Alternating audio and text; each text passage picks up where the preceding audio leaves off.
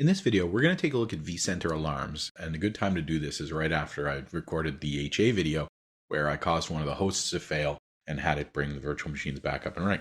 Now I've actually repaired that condition. The host that I had failed, I brought back up. We can see actually here that both of them are responding. I don't see any weirdness. But if I take a look at the cluster object, it says I have a configuration issue, that it had initiated a failover. And it's pretty much telling me right there what's going on. But you see, I do have a warning icon there, and that's represented here.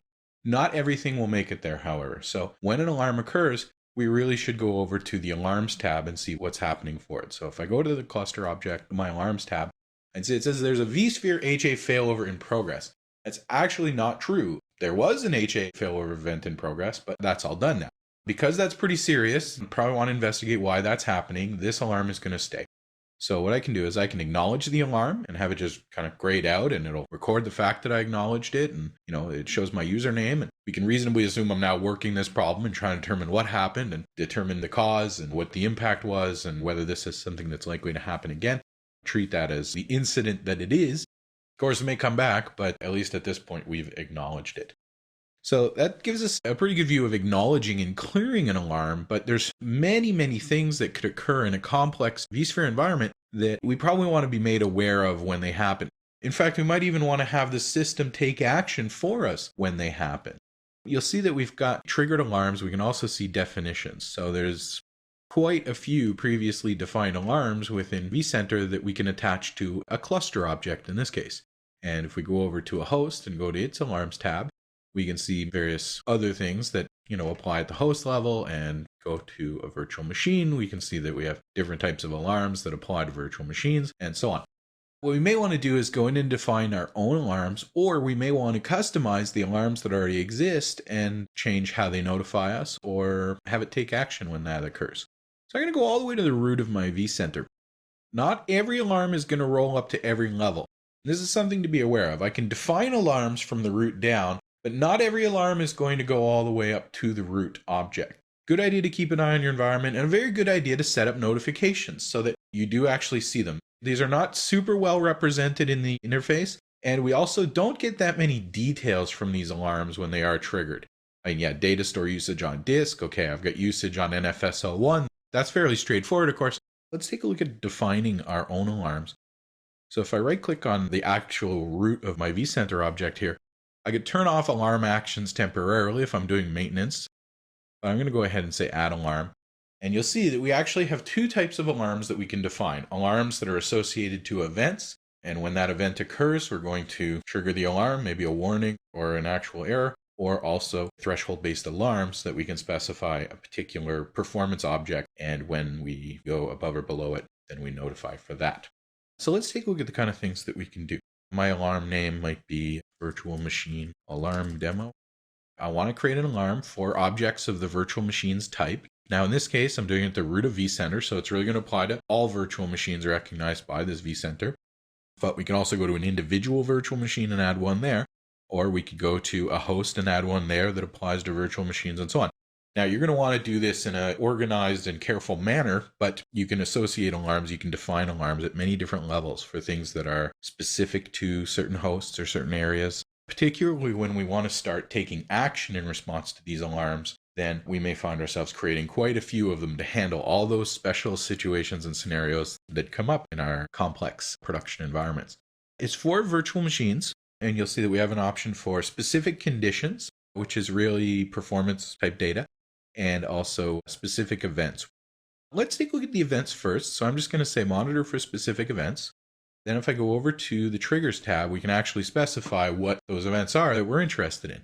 Now it's interesting because we can actually specify that a combination of events will trigger an alarm, but any of those events independently won't. So if we're on the triggers tab, I'm going to go ahead and click add. And you'll see that for all the different events that could occur for a virtual machine, and there's quite a lot of them, and more than what's already defined as being an actual alarm, then we can go in and define them here. So there are already alarms defined, and they go a certain distance. You probably want to modify those alarms to change their notification action and or any other actions you might want them to do. And then it's probably a good idea to go in and create a whole series of additional alarms for notifying you when various things occur. We actually really have to set alarms up on very specific conditions.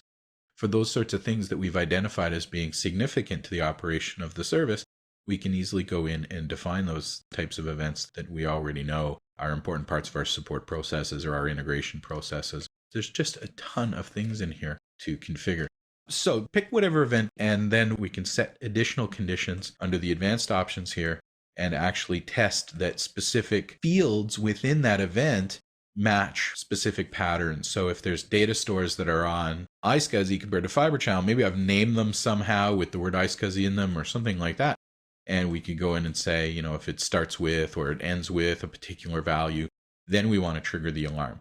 And again, that can be very useful where I want to create an alarm, for example, that might reinitiate a service or something along those lines. Well, I probably don't want to do that for virtual machines that are on Fibre Channel storage or NFS storage. We could that way much more closely tailor our alarm responses without necessarily having to write a lot of those types of tests directly into maybe a script that I'm using to repair that condition and so on. You could even take that farther to things like Power Clients, and you may even be directly using your script to detect these alarm conditions and then take action, or we can just have the alarm take action and run a simple script. If we click over to the reporting tab, we can specify repeats and so on. Because this is just a reasonably simple event, we don't get those options.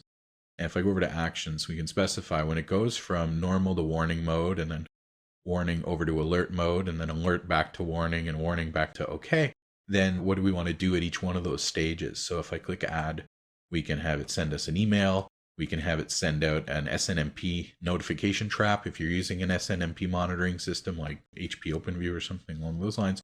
We could have it run a command. So we can actually have it just go run something inside the virtual machine. Maybe that's a script. Power on or power off a virtual machine, suspend it, reset it, migrate it, and so on. Now, because these are virtual machine alarms, it's going to know automatically which virtual machine it needs to take that response in. That's pretty straightforward. However, depending on what you write in terms of scripts and so on, these scripts will be run inside the virtual machine. So it's not necessarily something that's going to work the same way as if that script was running on vCenter itself. And we may want to override this. So I could say if it goes from normal to warning, then I would like to be notified. If it goes from warning to alert, I want to be notified. If it's getting better, I want to be notified about that too. And we can have multiple responses if we want as necessary, running multiple commands and so on. If we go back in there, you'll notice as well, we have the option to do performance-based alarms or threshold-based alarms anyway.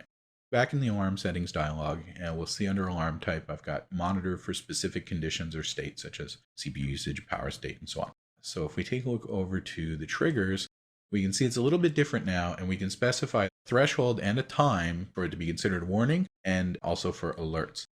So that gives us a pretty good idea of how we can configure alarms and some of the things that we can do. It's going to be up to you to take a look at your environment and look at what's significant. Anything related to network connectivity, data store connectivity, anything related to DRS automation, anything related to HA, that's all really important stuff, and you should at least have it notify you, even if you're not going to have it take action for you.